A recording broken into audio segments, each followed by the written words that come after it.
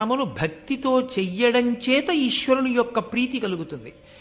ఈశ్వరుని యొక్క ప్రీతిని సంతరించుకున్న భక్తితో కూడిన కర్మాచరణము జ్ఞానమునకు యోగ్యమవుతుంది. ఆ జ్ఞానము మోక్షమునకు హేతు అవుతుంది. అందుకొరకు కర్మ చెయ్యవలసిన దాన్ని ఆచారకాండగా చెప్పడం దగ్గర నుంచి ఈశ్వరుడే సనాతన ధర్మంలో మనకి వేదాన్ని అందించాడు. ఆ వేదములో చాలా భాగం ధర్మం గురించే మాట్లాడతారు. ధర్మము అంటేనే ధ్రియతేవా జనైరితి ధర్మం. ఆచరించినది ఏదో దానికే ధర్మమని పేరు. తెలిసి ఉన్నది ధర్మం కాదు. ధర్మాచరణమునందు తెలిసి ఉండడం అన్నది ఒక సోపానము. అసలు తెలియకుండా నువ్వు ఎలా ఆచరిస్తావు? తెలుసుకుంటే ఆచరిస్తావు. కాబట్టి తెలుసుకోవడం అన్నది ఆచరించడం కోసం.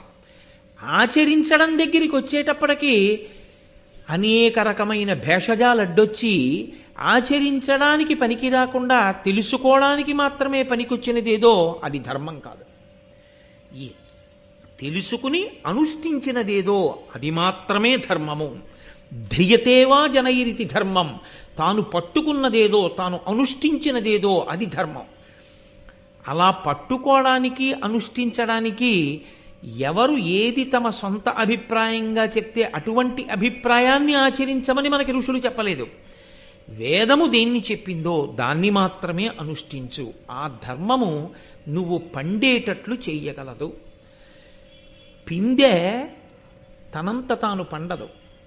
పిందె పండు ఈ రెండు దశలలో ఆ పిందె పండాలి అంటే పిందె చెయ్యవలసినటువంటిది ఒక్కటే. పిందె చెట్టు నుండి విడిపోకూడదు. ఎప్పుడు విడిపోతుంది తనంత తానుగా? పిందె పండిపోయిన తర్వాత విడిపోతుంది. పిందె చెట్టు యొక్క ఆ పువ్వు పుట్టినటువంటి ఆ ప్రదేశాన్ని అంటిపెట్టుకుని ఉంటుంది. మీరు లోకంలో ఏ పిందె కొరకండి వగరుగానే ఉంటుంది.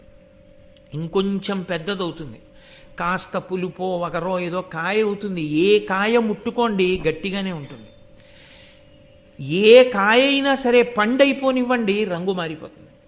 అది పచ్చగానో ఎర్రగానో అయిపోతుంది. లోపల ఉన్నటువంటి పదార్థం అంతా మృదువుగా అయిపోతుంది, పీశలంగా అయిపోతుంది. లోపల ఉన్న పదార్థం అంతా తీయగా అయిపోతుంది. ఇక తాను పండైపోయిన తరువాత పట్టుకోవలసిన అవసరం ఇక పిందికి లేదు.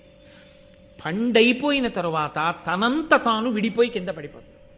అందుకే మన వాళ్ళు ఎప్పుడూ ఒక మాట అంటుంటారు, పండిపోయాడండి ఆయన అంటే. ఆయన పండిపోయారండి మహానుభావుడు అంటారు. చిన్నతనంలో ఆటలు ఆడిస్తే పంటలు వేసుకోండి అంటారు. వైకుంఠపాళి